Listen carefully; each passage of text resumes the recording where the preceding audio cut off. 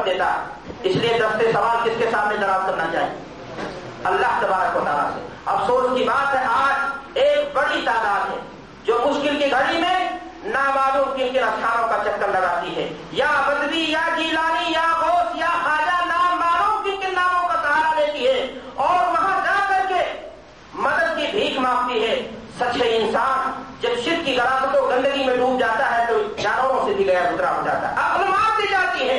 میرے بھائیوں اور دوستوں، میں آپ سے پوچھنا چاہتا ہوں کہ یہ بزرگ، یہ اولیاء جو مرنے کے بعد اپنے جسم سے گوشت کو سڑنے سے نہ بچا سکے، اپنی ہڈیوں کو محفوظ نہیں ہو سکے، اپنے جسم سے کیڑے اور مکوڑوں کو گوشت کھانے سے روک نہیں سکے، وہ آپ کی مدد کیا کر پائیں گے؟ وہ آپ کی مدد کے لیے کہاں سے پہنچ پائیں گے؟ اللہ تبارک و تعالیٰ قرآن مجید میں ارشاد فرماتا ہے وَمَنْ أَضَلُّ مِمَّنْ يَدْعُو مِن دُونِ اللَّهِ مَن لَّا يَسْتَجِيبُ لَهُ إِلَىٰ يَوْمِ الْقِيَامَةِ وَهُمْ عَن دُعَائِهِمْ غَافِلُونَ. کہ اس سے بڑا گمراہ کون ہوگا جو اللہ کو چھوڑ کر کے غیروں کو پکارے. مَن لَّا يَسْتَجِيبُ لَهُ إِلَىٰ يَوْمِ الْقِيَامَةِ، جو ایسے لوگوں کو پکارے، ایسے مردہ لوگوں کو جو قبروں میں چلے گئے، جو اس کی پکار کو بھی نہیں سن سکتے، چل جائے کہ اس کی پکار پر لبیک کہہ سکے اور اس کی پریشانی کو دور کر سکے. میرے بھائیوں اور دوستوں، یہ دنیا فانی ہے. ہر چیز جو یہاں آئی ہے وہ ایک دن جانی. اس دنیا کے اندر امیر ہو، غریب ہو، پیر ہو، فقیر ہو، نبی ہو، پیغمبر ہو، ہر کسی کو مشکلات کا بھی سامنا کرنا پڑتا ہے. خوشیاں بھی اس کا مقدر بنتی. اسلام نے دونوں صورتوں میں ہمیں واضح دستور دیا ہے. ایک مسلمان کو اگر کوئی خوشی حاصل ہو جائے، اللہ تبارک و تعالیٰ اسے نوکری دے دے، اسے اولاد سے نواز دے، بیماری سے شفا پا جائے، کوئی اور پریشانی کی جیل میں بند تھا، کوئی مشکل کی گھڑی آئی ہوئی سے نجات مل جائے تو کیا کرے؟ شکرانے کے طور پر چلا جائے، اللہ کے سامنے پریشانی کو جھکا دے، 2 رکعت نماز ادا کرے. اللہ کی قسم بڑا ظلم ہوگا اگر ایسے موقع پر ایک شخص اللہ کی دی ہوئی چیزوں کو، نعمتوں کو غیروں کی طرف منسوخ کرتا ہے، یا وہ خوشی کے وہ انداز اپنائے جو آج لوگوں نے اپنایا ہے، غیروں کی نقالی، غیروں کی تہذیب کو دیکھ کر کے 5 اسٹاروں میں جا کر کے کیک کاٹ کر کے اور دوسرے انداز سے خوشیاں بنا کر کے. اسی طرح میرے بھائیوں، اگر ایک انسان کو پریشانی کی کوئی گھڑی آئے، کوئی مشکل آ جائے، کوئی بیماری لاحق ہو جائے، کہیں مصیبت سے دوچار ہو جائے، تو اس وقت بھی اسلام نے ہمیں تعلیم دی ہے کہ مشکل کشا کے دروازے پر دستک دے. جو حقیقی معنی میں مشکل کشا ہے یعنی پروردگار عالم، اس کی دعائی دے اور اس سے مدد کی بھیک مانگے. اگر اس کی چوکھٹ کو چھوڑ کر کے ہم نے کسی غیر کی چوکھٹ اور آستانے کا سہارا لیا، اللہ کے بندوں میں سے مرے ہوئے لوگوں کو پکارا، تو یقیناً جان لیجیے کھلا ہوا کیا شرک ہوگا.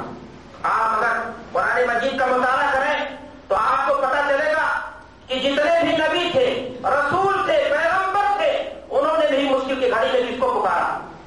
اللہ تبارک و تعالیٰ کو پکارا. ہمارے باپ آدم علیہ الصلوۃ والسلام کو جو مشکل آئی کس کو پکارا؟ اللہ کو پکارا. ربنا ظلمنا انفسنا وان لم تغفر لنا وترحمنا لنكونن من الخاسرین. مشکل آئی کس کو پکارا؟ اللہ کو پکارا. حضرت نوح علیہ السلام نے مشکل کی گھڑی میں کس کو پکارا؟ اللہ تبارک و تعالیٰ کو پکارا. قرآن مجید میں اللہ فرماتا ہے فدعا ربه انی مغلوب فانتصر ففتحنا ابواب السماء بماء منهمر. حضرت نوح علیہ السلام نے جب دعا کی تو اللہ نے ان کی پکار سن لی. آیت کریمہ کو اگر غور سے آپ دیکھیں گے، پڑھیں گے تو آپ کو یہ بات اور معلوم ہوگی، وہ یہ کہ صاحب ذاتگی بھی کام نہیں دے سکی جب ایمان سالم نہیں رہا، زندگی میں شرک گھسا تھا. سیلاب آیا، نوح کا بیٹا کنعان سامنے ڈوب گیا. کہاں ہیں وہ لوگ جو کہتے ہیں فلانے سلسلے کو پکڑ لو، سلسلے چشتیہ کو، قادریہ کو، نقشبندیہ کو اور نامعلوم کتنے سلسلے ہیں میرے بھائیوں جن کا حوالہ کیا جاتا ہے، کہا جاتا ہے ان کا سہارا لے لو نجات مل جائے گی. اللہ کے رسول صلی اللہ علیہ وسلم نے بڑے واضح انداز میں یہ بات بتا دی من بطأ به عمله لم يفد به نسبه. جس کا عمل پیچھے ہو جائے گا اس کو اس کا خاندان مجرد نسب اس کو فائدہ نہ دے گا. تو معلوم کیا ہوا؟ اگر زندگی میں شرک ہے، باپ نبی ہے، بیٹا مشرک ہے، لیکن اس کو صاحبزاد کی فائدہ نہ دے گی، ٹھکانا اس کا کیا بنا؟ جہنم بن گیا۔ میرے بھائیوں اور دوستوں، حضرت یوسف علیہ السلام نے مصیبت کی گھڑی میں کس کو پکارا؟ کنویں میں ڈالے جانے کی مصیبت، بازار مصر میں چند کھوٹے سکوں کے عوض بیچے جانے کی مصیبت، اور یہی نہیں بلکہ زلیخا کے فتنے کی بھی مصیبت، جیل میں ڈال دیے گئے، سارے دروازے بند نظر آئے تو حضرت یوسف علیہ السلام نے اس مشکل کشا کے دروازے کو کھٹکھٹایا، جو حقیقی معنی میں مشکل کشا ہے اور جو سب کی پکار کو سن لیتا ہے۔ انہوں نے کیا فرمایا؟ قال رب السجن احب الی مما یدعوننی الیہ والا تصرف عنی کیدہن اصب الیہن واکن من الجاہلین، کہ پروردگار عالم اگر تیری مدد غیر سے نہ شامل حال ہوئی تو میں فتنے میں گرفتار ہو جاؤں گا اور میں پریشان ہو جاؤں گا۔ تو نتیجہ کیا ہوا؟ اللہ نے ان کی پکار سن لی، اور صرف یہی نہیں کہ جیل سے باہر آئے بلکہ مصر کے خزانے کے کیا ہو گئے میرے بھائیوں؟ مالک بھی بن گئے۔ حضرت موسیٰ علیہ السلام نے مشکل کی گھڑی میں کس کو پکارا؟ قرآن مجید میں اللہ تعالیٰ فرماتا وقال موسیٰ ربنا انک آتیت فرعون وملأه زینة واموالا فی الحیاۃ الدنیا ربنا لیضلوا عن سبیلک ربنا اطمس علی اموالہم واشدد علی قلوبہم۔ حضرت موسیٰ نے جب دیکھا کہ فرعون ظالم برباد کرنے کا تلا ہوا ہے، فرعون کو ناز تھا اپنے درباریوں پر، فرعون کو ناز تھا اپنے لاوا لشکر پر، لیکن موسیٰ کو ناز تھا درے رب پر، اور انہوں نے مشکل کی گھڑی میں جب رب کو پکارا تو اللہ تبارک و تعالیٰ نے موسیٰ کو فرعون کے سامنے نجات دے دی، اور فرعون سامنے ڈوب گیا اور لوگوں کے لیے عبرت کا سامان بن گیا۔ میرے بھائیوں، حضرت یونس علیہ السلام نے کس کو پکارا؟ اس کا آپ جانتے ہیں، حضرت یونس علیہ السلام ناراض ہو کر کے نکل پڑے، اللہ کے حکم کا انتظار نہ کیا، کشتی میں سوار ہوئے، لڑکھڑانے لگی، قرآن اندازی ہوئی، سمندر میں ڈال دیے گئے، مچھلی نے نگل لیا۔ رات کی تاریکی، سمندر کی تاریکی اور مچھلی کے پیٹ کی تاریکی، اس وقت کس کو پکارا؟ اپنے سے پہلے فوت شدہ نبیوں کو، رسولوں کو، بزرگوں کو نہیں، بلکہ اللہ تبارک و تعالیٰ کو پکارا۔ اللہ تعالیٰ قرآن مجید میں اس واقعے کے الفاظ میں بیان فرماتا ہے وَظَنُّونَ إِذْ ذَهَبَ مُغَاضِبًا فَظَنَّ أَن لَّن نَّقْدِرَ عَلَيْهِ فَنَادَىٰ فِي الظُّلُمَاتِ أَن لَّا إِلَٰهَ إِلَّا أَنتَ سُبْحَانَكَ إِنِّي كُنتُ مِنَ الظَّالِمِينَ۔ میرے بھائیوں اور دوستوں، حضرت ابراہیم علیہ السلام نے کس کو پکارا؟ آگ میں ڈالے گئے، کس کو پکارا؟ اسماعیل کو اور ان کی ماں کو کس کے سہارے چھوڑا؟ جب بھی پکارا اللہ کو پکارا۔ اگر آپ غور کریں تو آپ کو سمجھ میں آئے گا کہ خلیل اللہ ہیں، اللہ کے محبوب ہیں، نبی ہیں، اولو العزم من الرسل میں سے ہیں، لیکن اللہ کی مرضی دینے پر آ جائے تو کافروں اور فاسقوں کو 1 نہیں 2 نہیں 4 نہیں 5 اولاد دے دیں، لیکن اگر امتحان اور آزمائش پر آ جائے تو خلیل اللہ کو تڑپانے پوری جوانی کی زندگی گزر گئی اور اولاد پیدا نہ ہوئی۔ لیکن میں پوچھنا چاہتا ہوں کہ جب اولاد کی خواہش ہوئی، ضرورت محسوس ہوئی، تو انہوں نے اولاد کس سے مانگا؟ کس کے دروازے پر جا کر کے دستک دی؟ کس سے پکار لگائی؟ کہا رب ہب لی من الصالحین۔ جس کے پاس بچہ دینے کا خزانہ اور ڈیپو ہے، وہ کون ہے؟ اللہ العالمین ہے میرے بھائیوں۔ اور اللہ تبارک و تعالیٰ نے ان کی پکار سن لی اور بڑھاپے میں انہیں صالح اولاد عطا فرما دیا۔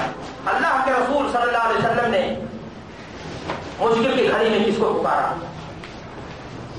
میرے بھائیوں، سارے نبیوں اور رسولوں نے، بزرگوں نے، اولیاء اللہ نے، اگر آپ دیکھو گے تاریخ کا مطالعہ کرو گے تو آپ کو یہی پتا چلے گا کہ ان سبوں نے مشکل کی گھڑی میں حقیقی مشکل کشا یعنی رب حقیقی کی طرف پلٹے اور اس کو پکارا، اور امت کو یہ تعلیم دے گئے کہ جب بھی اللہ کے بندے کو، آدم کی اولاد کو کوئی مشکل آئے تو وہ اللہ کی طرف پلٹے۔